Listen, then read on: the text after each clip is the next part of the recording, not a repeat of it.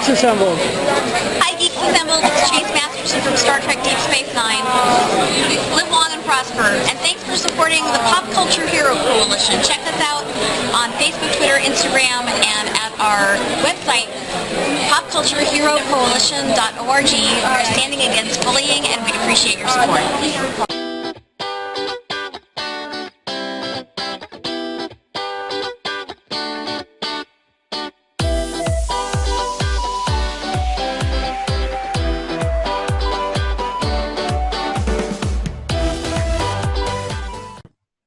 Hello, we are Geeks Assembled, and we have gathered here once again today, and we're going to talk about the newest Star Trek series, Star Trek Discovery, and the very first episode, the Vulcan Hello. And we're going to start off today in Germany with Beef Dad. Beef Dad, what did you make of this first episode? Hated it. Hate what they've done with the Klingons. They've made, I mean, I've seen insects more interesting. I don't like the new captain. She's, I mean, I'm not against having a female captain because I love Janeway in yeah, the other one. Voyager, but this one, she seems to have, she's got no authority. People disagree with her all the time, and she's basically, well, she's got nothing going for her.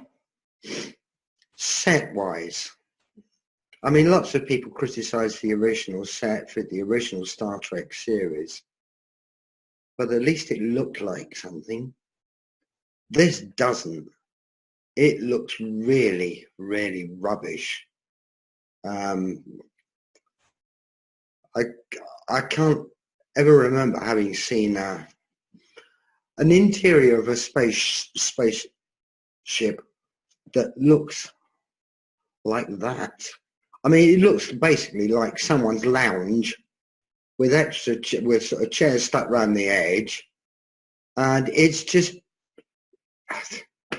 it's nothing. It's just a nothing.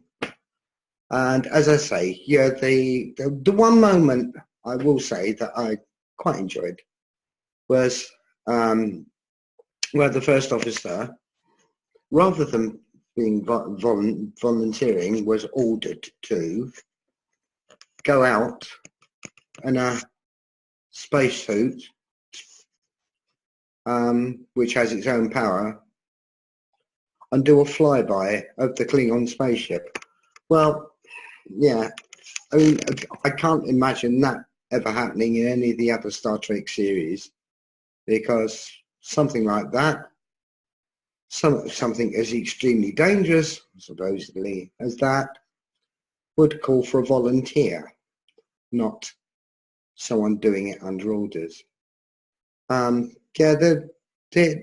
I don't know if it's supposed to be feminist, but if it is, it's not gonna. It doesn't do a lot for the girls, I'm afraid. So that's me. And let's cross the border to Kevin. Kevin, what did you make of it?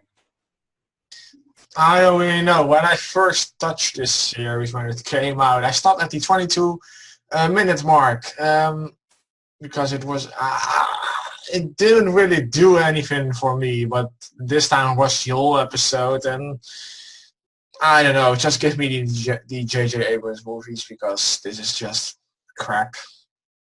Sorry, but I know that they try to give, you know, a new series for the new generation, but if this series is going to be remembered for the new generation, then beep beep beep beep beep beep. That were some curse words that I'm not going to say over here. It's PG-13. I don't know, the Klingons, I was like, just speak English, darn it. Because it was like, I was like, come on. I had the subtitles on, so I could read everything they say, but they just look weird because even in the J.J. Abrams first movie on Star Trek, they look really like human, and now they look like reptiles with, let's say it looks like the lizard of Spider-Man, the Amazing Spider-Man, and that didn't look good either. So yeah, and I like the spacesuit part, but it was just talking, then a little bit of action, and then at the very end, the cliffhanger, if they're going to survive or not. I've heard it's getting better each episode, but it doesn't really attract me to get and watch to another episode. But yeah, maybe you can convince me otherwise, or else it's a piece of crap. Well, here's an interesting fact. The Klingon speech, you know, Kevin says it goes, it's actually based on the language of Hull and how they speak in Hull. So there we go. Now you're talking rubbish and have offended the right okay. place where he's living. People in Hull, they don't have electricity. They'll never see this. One that does is Lee. Lee, are you going to give Discovery some love? Are you going to find the love? Are you going to discover the love for this Star Trek Discovery? No. No. Stop rubbing your pussy and talk. I've got to agree with most of what's been said up to now. I know that some of you guys have watched most of the season, but what's gone on now, you know, up till now. But we start with this episode because it's the pilot episode of a new series. But it didn't grab me, as it's, you know, for a first episode, it didn't grab me. For the title, The Vulcan Hello, I watched all the way through the episode thinking, what the hell is this Vulcan Hello? When's it going to get mentioned? And all of a sudden it's right at the end. And Kevin mentioned J.J. Abrams. Yes, it's been influenced by that because there was too much screen flare. And Abrams always puts them in the movies, screen flare. It's just not... It looked amazing at the beginning where they were walking on that sand, you know, the desert and stuff. That was amazingly shot and stuff like that. I'm not keen on the captain, but I do know what happens along the way. Because I have seen reviews of other things, but it's if this is the 21st century's new Star Trek, I suppose they're going to go with the times, but I don't know. These Klingons, what? Didn't even look like Klingons. I know they changed the Klingons in the movies, you know, way back in the early 80s, and I wasn't keen of them when they changed them then, but I got used to them. If I watch any more of this series, I might get used to these new evolved Klingons. But as Kevin said, they look more reptile than anything else now. And I don't know, I just didn't like the look of them. The spacewalk thing was brilliantly shot. But apart from that, it didn't grab me. And for an episode one of a new series, it should grab you. And it didn't grab me, I'm afraid. Over to you, Alid. Well, there we go. It didn't grab Lee. But did it grab Stephen Price? And from where? Let's go to Stephen Price. Yes, it did grab me. I did. Oh, dear. Yeah. I did enjoy this episode. The Klingons, I didn't like them at first. The Klingon reminded me of my nephew's dog. What the hell breed is that? Like a pit bull sort of dog. Are you sure it's a dog? Yeah. It might be a Klingon dog for all I know. I don't know. The series does much better in the first episode. It really, I know there's a lot of talking in the first episode, but it does really, really good.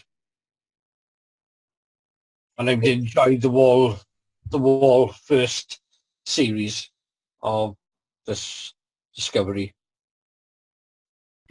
Yeah, it gets going, doesn't it? It builds up. It's slow to begin with, but then it gets really good and it throws.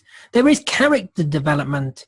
There is, like Beef Dad says about some of the characters not being totally likable at first, some of them, but then they grow. But that's what a good series does, because not everybody starts out perfect. Nobody's perfect. We all grow and develop, and that's what these characters do. Do you want to add any more, Stephen? Yeah, I did. I gotta disagree with Beef Dad about the like the bridge. I thought that was very good, very good set. Well, I've been looking at new kitchens, and it does remind me of some I've seen at Magnet. It looked like something from IKEA. Ooh, no, that is a bit low. That is a bit low. At least it's giving employment to Swedish people, though, isn't it? Let's go to Susan and Alex. This is going to be a long haul, people. So no, it's really not. Okay, that's it. I just have a short introduction, and I've loved Star Trek since I was in high school. I've enjoyed every single bit of it. Let's see, the Klingons, I'm not sure about, though. I know what happens to the characters because I've been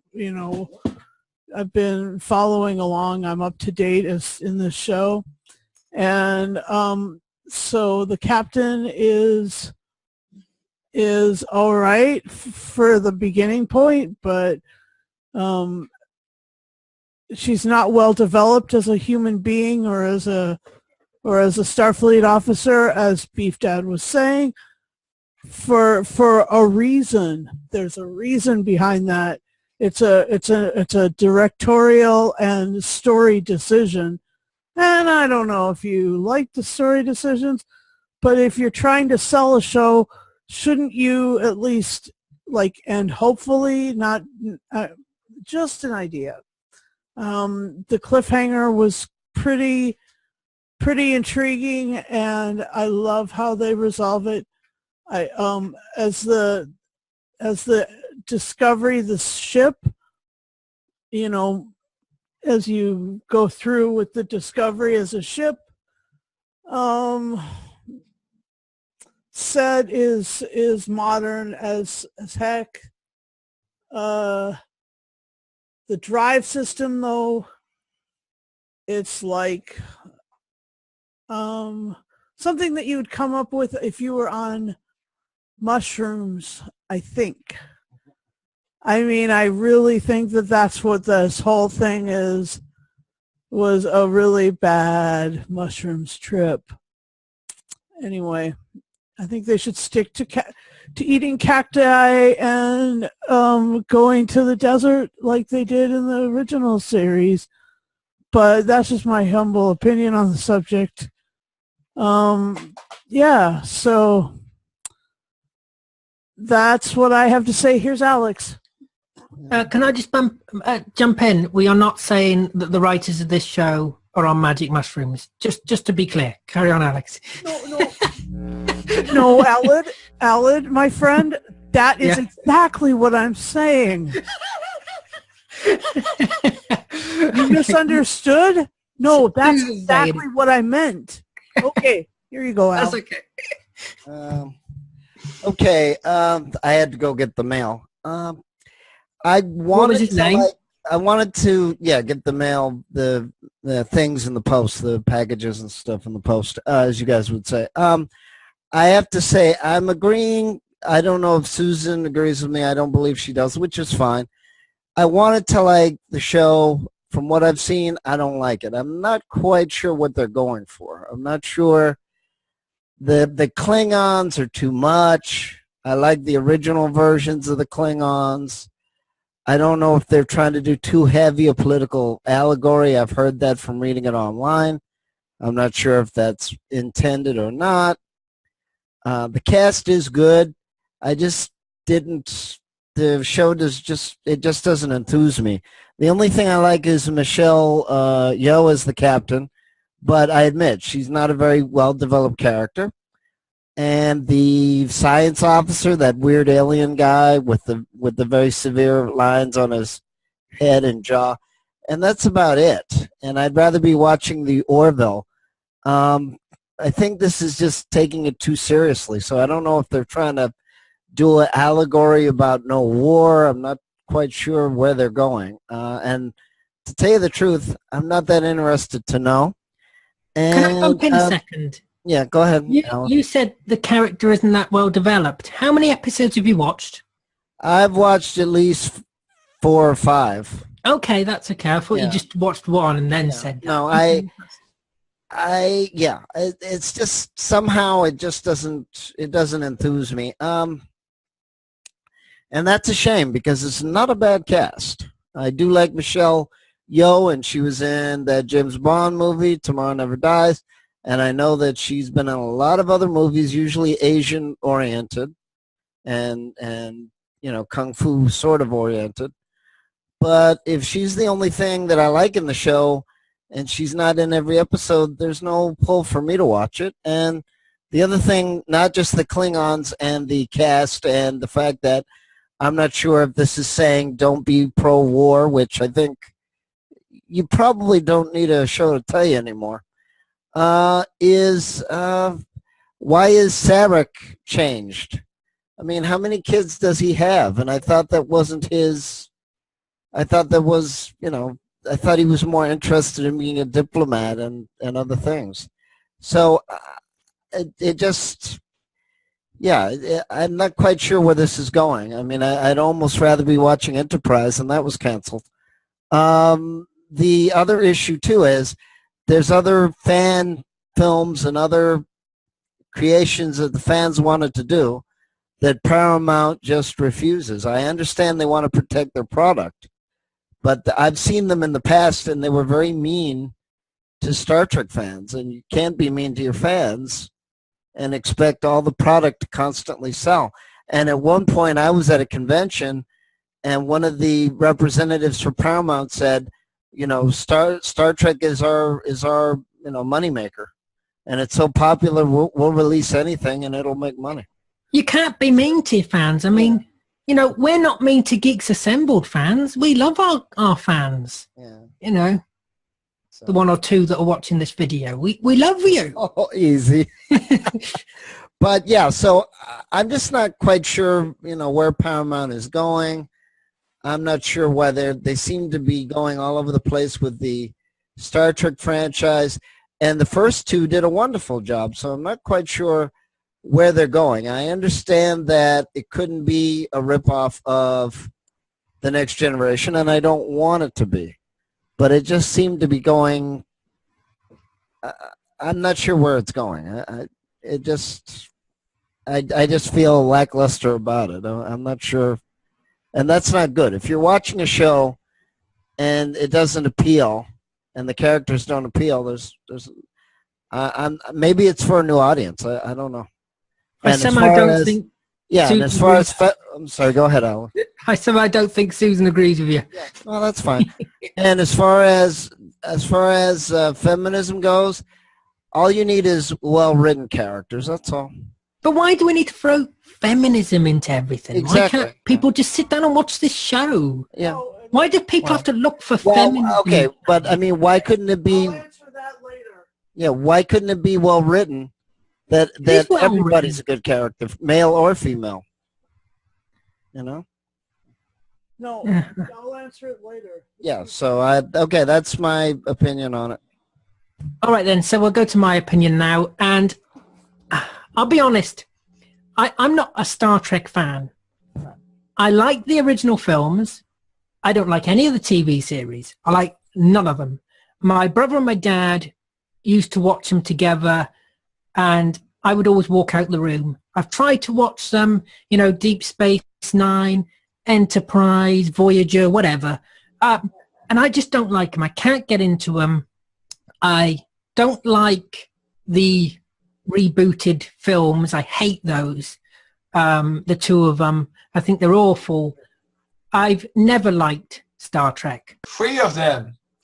3 of them, however many there are. But I love this. I love this.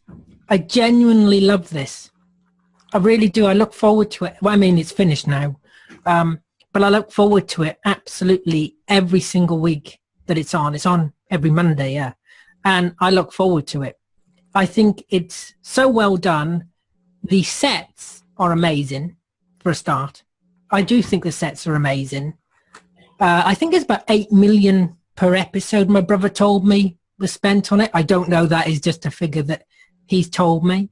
8 million per episode? Yeah, I don't know. I'm just saying that's what he's told me. Well, I could think of better stuff to give money out for that. I don't know. Yeah, well, carry on.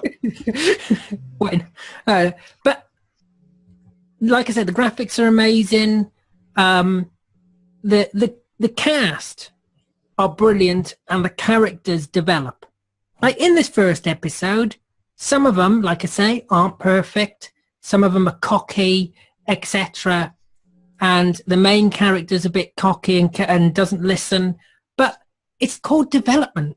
It's called character development. Every television series, any good television series, since the dawn of man has had it. You've got to have character development. With the Klingons, people say they don't like the new look of them.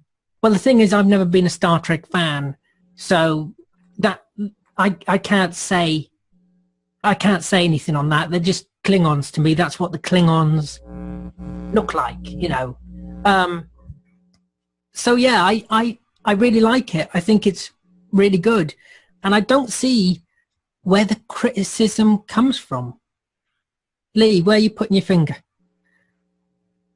Yes, what did I say?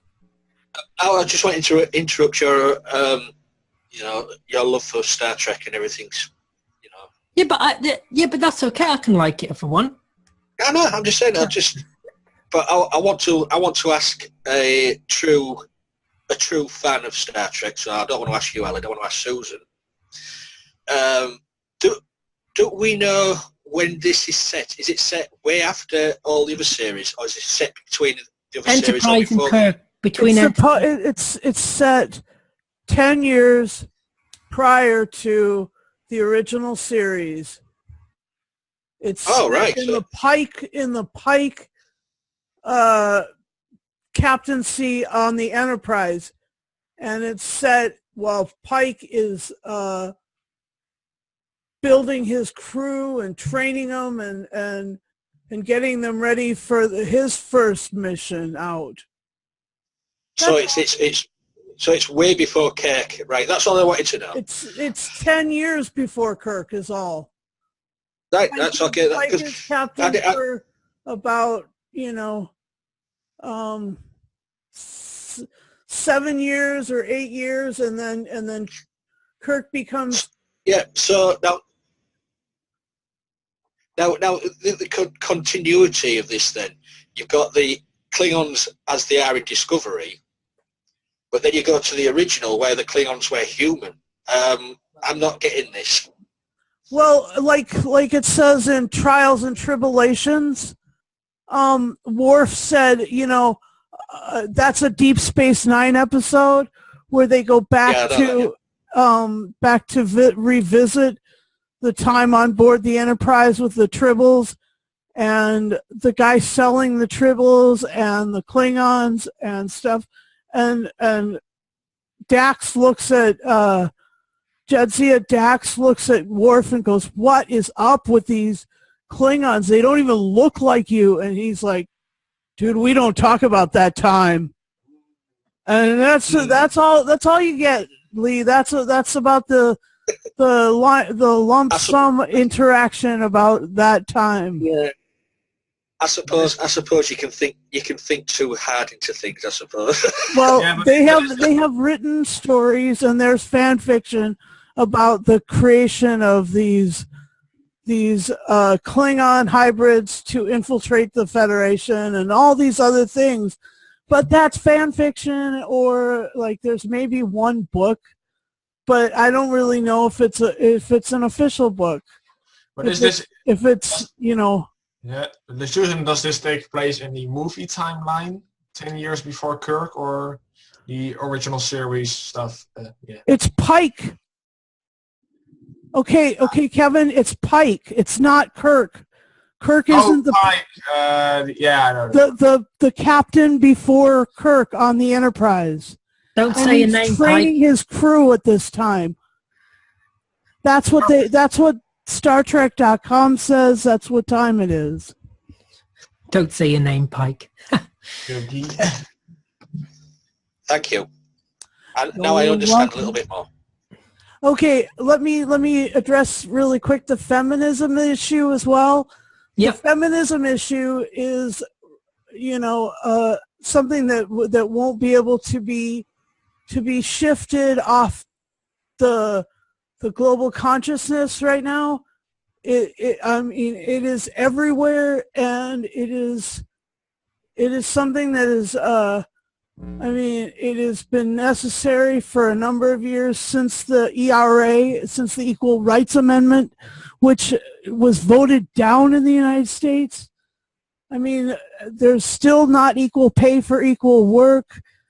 The products sold to women are still, more expensive than those sold to men.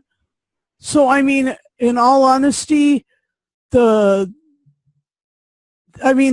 basics of feminism still have not been met, and the reality of leadership. I mean, if there these issues of the Me Too generation wouldn't have come about as much, through women leadership, and it's just about time that it happens, that it appears on the scale. So Star Trek, so Doctor Who, so Star Wars is lagging behind, whiting its little wampa, trying to catch up to the rest of the rest of pop culture and the rest of the literature of today.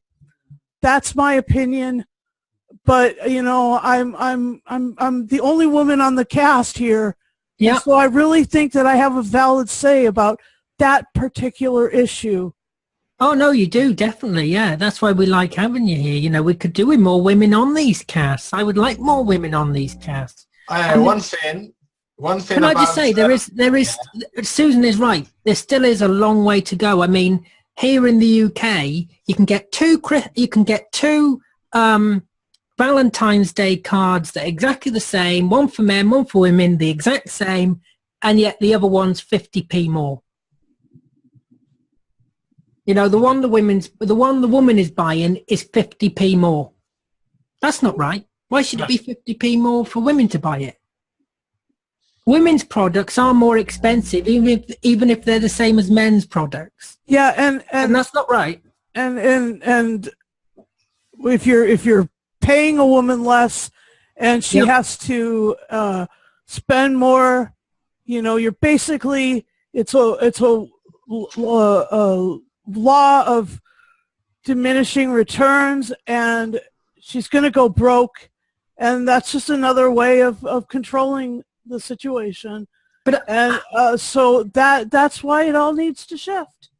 But I don't like when people moan about these agendas being in shows. Why does everybody have to look for an agenda in a show? You know what I mean? Why does everybody have to look for an agenda, whether it be a feminist agenda or whatever? Why do people go looking for it these days? Even if it's not there. I don't think it's an agenda. I think what the problem is, it's not a problem. I think it is. It's all happening at once. I think we're getting a bit an overload of all at once. and that can be a little bit too much.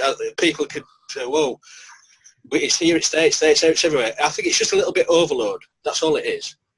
Okay, but with all due respect, and with all due respect to Susan, science fiction books have talked about this for eons before it went to TV and movies. So I also blame the producers and the studios.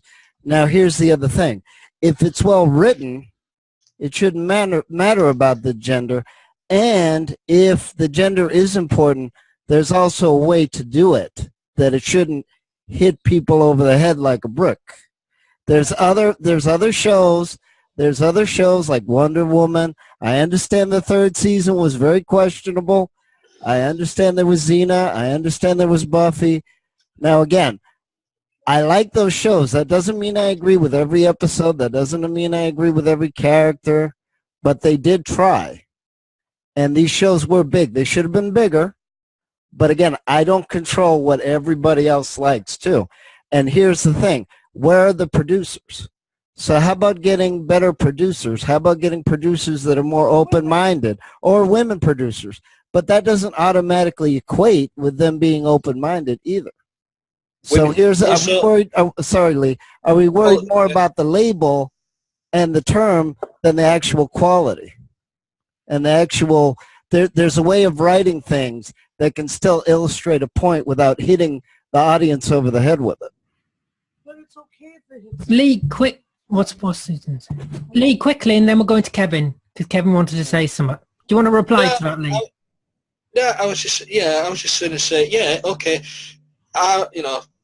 It's just, as I say, I think it's not planned. I don't think anything of this is planned.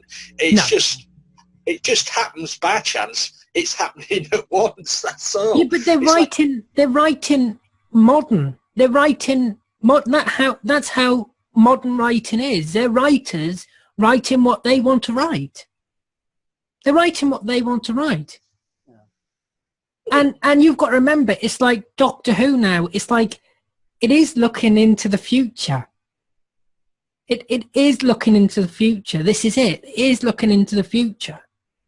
I'll stay in the past, thank you very much. Okay, but as I mentioned before... No, we're going to Kevin now. Sorry, we're going to Kevin now, because Kevin wanted to say something a few minutes ago. Well, for any Gotham fans that probably have already seen it, the actor that plays Galavan is also in this episode. He plays a Vulcan. The Vulcan, yeah. I thought I recognised his face, and now you've said it, yeah, that's where he was from, yeah. But Kevin, you said you didn't like the way the Klingon spoke and the text. But I really like that, because I think it adds to the atmosphere, because they wouldn't speak English, would they? I mean, why would they? They only said one line. We come peace. Oh, yeah. But, most of the time they're in their own dialect. They're in their own language, which I like. It gives it more atmosphere. I hope it's getting better. Oh, no, it does get better, I promise. Does Beef Dad have any more to add on this? It's shite. That's his word. No. Anyone else want to say anything else? Any more? Or do you want to wrap up? Stephen Price, want to add one last thing? Yes, it does get better than this. People might think it's a bad episode, but it gets much, much better as the series goes along. Like Tony Blair once said, things can only get better.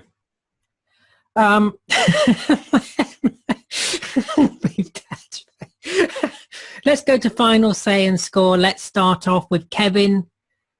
Since he's got his head in his phone, that's punishment for having your head in your phone. Well, I'm just going to give it a 6.5. Ooh. For now. It can change, but if Doctor Who is going to start this like this in the first episode, I'm going to throw the show out the window. Nah, just joking. I'm going to give the Doctor one chance for this whole season, and if they screw up Doctor Who, then I'm going to join Lee's little group. Oh, bless Lee's little group. Yeah. Well, the vast majority of us sit there enjoying it on a Saturday night. And you lot are in your little basement. Oh, you could be joining. You could be wrong. Picking You your could be wrong. boils. You could be wrong. No, I'm never wrong. Wrong. Stephen Price, what's your final saying score? Rubbish. He was rubbish. I'm joining Lee and you. Oh, come off it, Stephen Price. Come on now, what's your final saying score? I give this one 7.5 out of 10. Out of 10. I like that. Let's go to Alex and Susan. Higher or lower? Or freeze? Go ahead. Well, as I said, I didn't like what they did with the Klingons. I didn't like what they did with the set. I did like the cast, but it's just not appealing to me. So I'll have to give it a 6. What is there? Thank you. Let's move on to Susan. Is there, wait a minute, let me ask you a question. Is there 14 episodes and did they renew it for a second series? 15 episodes. 15, and it is confirmed for a second series. All right, well, let's hope it's more enjoyable second time around. That's probably in 2020 or 2019, I don't know. It's next year, isn't it? Yes. Yeah. And I'll give it a 7 out of 10. It's a decent start to the series, but it's not so super thrilling that, you know, I was able to keep up every week. So because I wasn't able to keep up every week, I'll just leave it at a 7. Yeah, that's fine. 7's good. Let's go to Lee. Well, as I say, it just didn't grab me, but I'm willing to give it a chance, and I may watch some more episodes to see how, as you say, some of the characters evolve, shall we say. But this episode, for the starter, I thought it would have been a little bit better, so I'm giving it a 6. You're really into this grabbing, aren't you? You've got it on your mind. Yeah, well, no, but I'm saying if it's a first episode of a brand new series, it has to keep you, enthralled and grabbed. And this one just didn't. This one didn't. Oh, shut up! I've given my score. Are you off your soapbox now? Go on, get off your soapbox. Let's go to beef. We're going to Beef Dad now. Final saying score, Beef Dad. I didn't like it. I didn't like the writing. Certainly the way the captain and first officer were written was just not good at all. The captain was given no authority. And then you had that idiot alien who was scared of everything, supposedly the science officer. And yeah, I hated the Klingons. I hated the sets. It really, the one thing that saved me from opening a vein was the bit with the first officer out in the spacesuit doing the circuit. I quite enjoyed that. So he gets a 4. And from me, well, this is the first full series of Star Trek I've ever watched. And there are better episodes, but because it's the first episode and I've watched the whole series because of this episode was good, I'm going to give it an 8. But like I say, it's not going to get a 10 because it's not the best episode in the series, but it gets an 8, which I think is a good score. So anyway, tell us below what you make of Star Trek Discovery. We'd like to interrupt you, Alex. Alan, let me ask you a question. Yeah. If you're not a fan of Star Trek, but you're a fan of this series, could you explain why? Because, like I said, I like almost all the other series beside this one, actually. But if you didn't like unless that's what it is, isn't it? I read you wrong, did you not like the rest of the TV versions, but you did enjoy this one? Or am I understanding you wrong? But I think that's what it is. I think if you don't like the TV series in a way, you like this better, maybe. I don't, because, do you get what I mean? Because you like the rest of the TV series, you like the other versions of it, but you don't like this one. But I don't like them. You wanted to say shit. Oh. Do you get what I mean? Yeah, so maybe the fact that I don't like the rest of them is the reason why I like this one, because it's different to the rest of them, isn't it? Anyway, tell us below what you made of Star Trek Discovery. Did you love it like me and Stephen, or was you a bit of a beef dad and Lee on this one? Tell us below.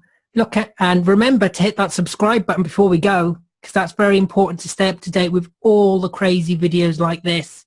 And look after yourself. Take care. We'll see you next time.